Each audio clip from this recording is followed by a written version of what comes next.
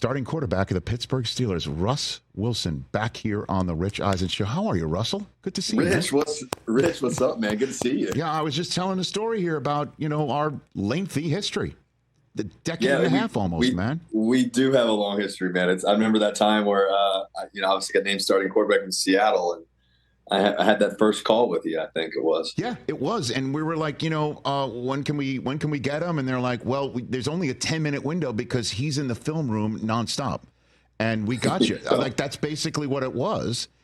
And now, here you are, you're dead. By the way, happy birthday to your better half as well. Thank you. Yeah, she just had her birthday today, so it's an exciting time. I'll tell her you wished her happy birthday. Yeah, I saw that, and now you're an OG, Russ. And so, what's going through your mind right now? Now that you're in Pittsburgh, we got that first win under your belt, Russell. Man, what's going through my mind? Obviously, we played Monday night. It's an exciting time. This stadium rocks. I mean, I got to play in Seattle. That stadium rocks as well. But this stadium with the towels and the on the road, man, I'm just grateful I get to play another great organization. Obviously, the Pittsburgh Steelers, and to be around great teammates and players. It's a special place, and we're loving it. Coach Tomlin is unbelievable. These guys that we get to be around, and it's a really tight-knit group. We go to dinners every Thursday night, watch the Thursday night games, and just the conversations, the laughs, the time that we have, the bond. It's a special place, and I'm just grateful I get to play with these guys. Can you give me an example of Mike Tomlin being incredible? Again, just in your first few months with him and his way of talking with you, to you, expectations levels set in a very unique situation.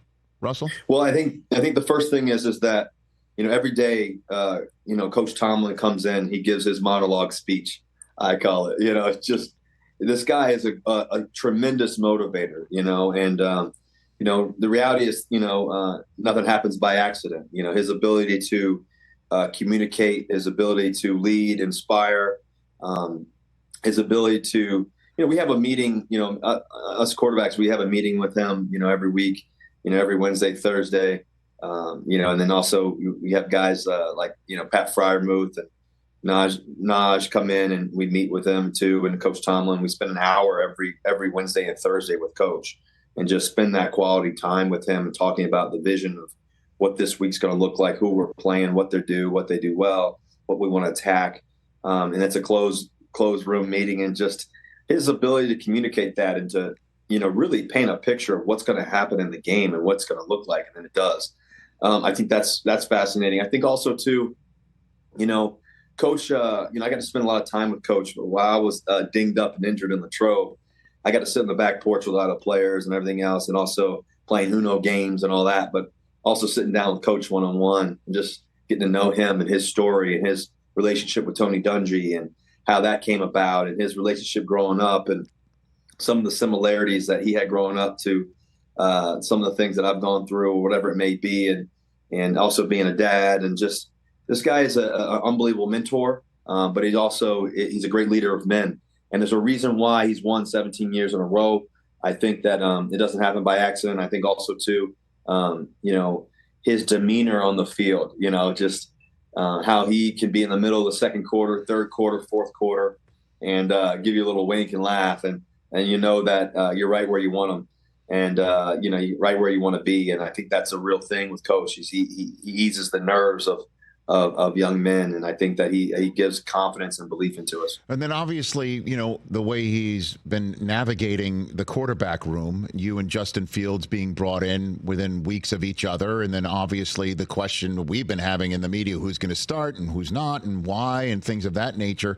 What has he told you throughout the months that you've arrived about your starting job, Russell? How does he handle that? I think the biggest thing with Coach is, first of all, is, the dialogue that we've had has been very open and very clear with Justin and I. And also, too, a big part of it has also been, us just being our best every day. I think for me, this is my 13th year in the National Football League. And for me, Justin and I have always had a really good relationship, even though he's an Ohio State guy, Nice. being in Wisconsin and all that, Well, I'm with you on that, I've Russell. always admired. I'm with you on that from Ann Arbor. Yeah, I know.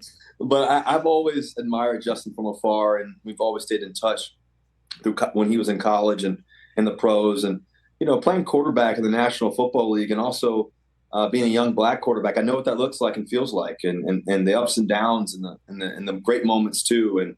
And so over the years, Justin and I have always been close. I know his family well and everything else, and so which the dialogue between Justin and I has always been great, and also too between coach and us as well. And so I think the best part is that we're just focused on getting better every day and playing and all that. And, I think everything that coach has said to you guys is, being clear to us too and everything else. But, the reality, I think, unfortunately I had that calf injury pushing a sled, which was devastating. Rich, I've almost played 200 games. I think I've only missed 5 or so my whole career. And that was hard on me. That was different. That was challenging.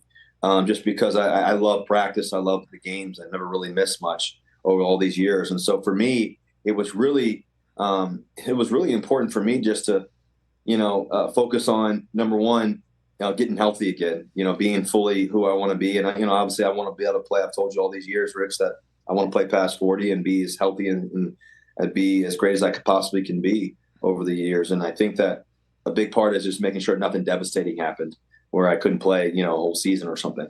So being smart there. I think the second thing is it's easy to lead when you're at the front and everything's going great, an all-time high, but can you lead in the valley?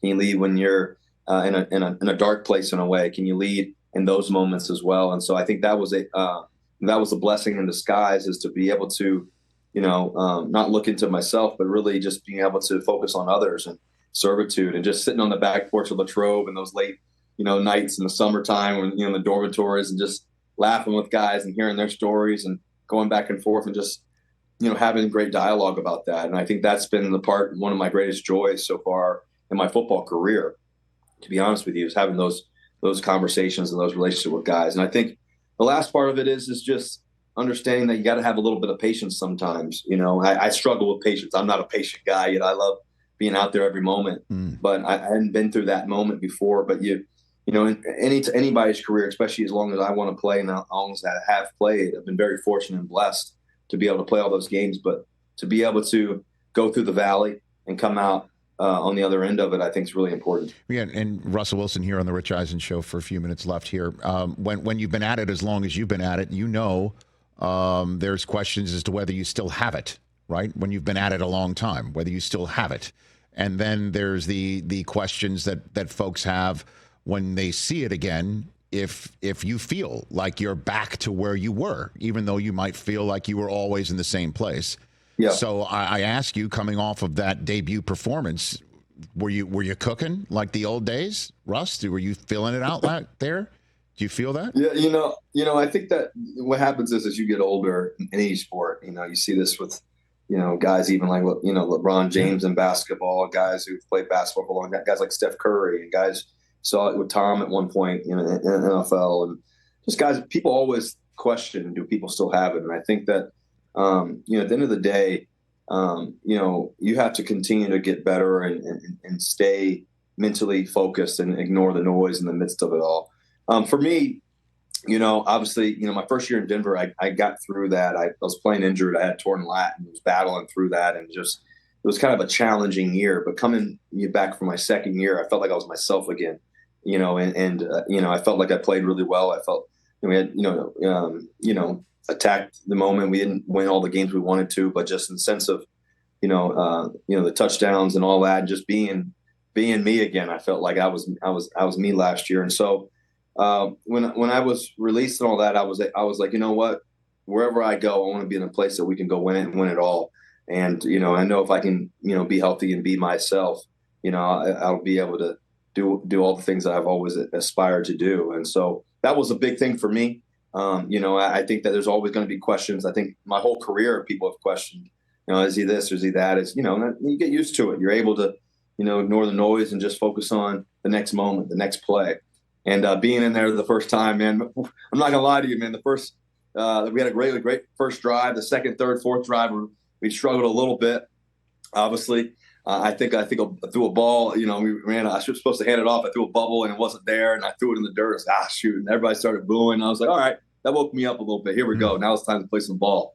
And you know, you just you realize that it's always about the next pitch. You know, I think Hank Aaron once said he was 0 for 4. He felt like he was still 4 for 4. That's the mastery of the mind that you got to be able to have to be able to stay neutral in the midst of the storm and understand that just focus on the next pitch, the next play. And you know, Rich, as you know, I love baseball. I love playoff baseball, Yankees versus the Dodgers. And, you know, I just think it's you got to be in those zones. You got to be in those moments and just be able to understand who you are, you know, and where you're going and what you're doing right now, and be where your feet are. Yeah, make the guys around you better. And we saw, you know, George Pickens have quite a game, and you've been around some receivers, some big, tall, physical receivers. Now you got Pickens. What's your relationship with him, and how are you whispering in his ear a little bit, Russ? Well, George and I, man, first of all, this guy is an absolute rock star. He's a superstar on the field, all the things he can do. And, you know, he's just got such amazing talent. You know, I saw him playing at Georgia, and I was like, man, who is this guy?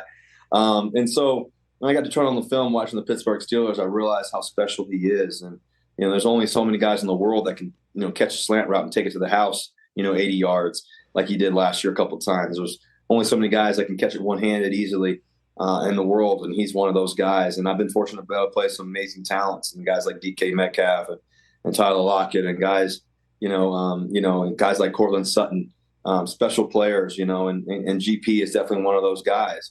You know, I think that the best thing about George, though, is that he loves this game. He loves playing. He's a light in the room. You know, when he puts that big old smile on, he gets on the field and he gets that first down, the whole place goes crazy. And so I've had a lot of really great conversations with George. You know, I think that, you know, the scrutiny on him is always going to be real, because when everybody knows you're a star, they're always looking for something to knock you down on. I had some really cool conversations with George along the way. You know, and just what'd you he's tell a him? guy that What'd you tell him? Again, What'd you tell him, Russ? What'd you tell him? Well, some of those are private conversations. All but right. I think, Rich, you know, to sum it up is that, you know, man, God's giving you amazing talent. Use it all. Use it all, man. Like, don't hold back on anything. Use it all. And also, too, understanding that, you know, not focused on, you know, anything else outside. Just be focused on the moment, you know, and just we're able to do that. And so the biggest thing that I know and I understand is that, and I've really been, you know, harping with George and hard on him, and he's been great with it, and he handles it well. He handles it all well. Is that, hey, let's get this extra work, man. We got to get extra work before practice and after practice. We got to spend time on it. We got to watch this film. We got to talk about it. We got to have conversation. And he's been unbelievable about that. The past couple of weeks has been remarkable. Just watching his maturity, his growth, his mentality. How he had an unbelievable practice today. Just how he goes about it, and everybody feeds off of him too as well, and his energy. And that's a good thing for us. And we got a lot of great receivers. You know, I really like. Van Jefferson is a great player. He's a pro guy who's won a Super Bowl. Calvin Austin, he's as fast as lightning, man. This guy's got unbelievable talent. Scotty Miller's done some great things. We got some really good guys, you know. And a guy I'm familiar with, Brandon Johnson, who was with me in Denver and caught some touchdowns last year. I think 4 of them last year for us. So you know, there's some familiar faces. And then you got a guy like Pat Fryermuth playing tight end, Big Darnell, who's 6'8", and you know, and all the other guys, you know, Cam Hayward's brother Connor. We got some guys that can make some plays, and we got some great backs, Naj and Jalen Warren. So I think the confidence is there for us, and we just got to keep building. We got to keep working. There's a lot more to do. We haven't done anything yet. That's the reality. We got to get better. We got to have a great game this week against a really good pass rush and everything else. And so that's where our focus is in the moment right now. Yeah, I noticed you still have your wits about you. You found the 6'8" guy for your first completion. I saw that. Yeah, it's hard not to find him. It's hard not to find him. You found a big guy to start. Hey, man, listen, it's great to see you in your new spot, smiling and happy and successful. Yeah. But I knew that you were committed to the craft, but I particularly knew it that you were committed to making your new future opportunity, no matter where it would be, work. When I saw you flew commercial through Newark. Russ. Yeah. I keep talking about. There you are. I mean that's commitment. I mean I'm a New York, New Jersey guy. I can say these things. That's commitment when you fly through Newark. Russ. Hey, you know what? You know, whatever it takes. You know, I think I was on a visit and going to Pittsburgh next, and I was You know, it was, it's good. You know, whatever it takes, baby. That's right. I saw there you were in the golden light there, and now here you are, black and gold. Russ, thanks for the time. Greatly appreciate it. You always say yes when I come knocking.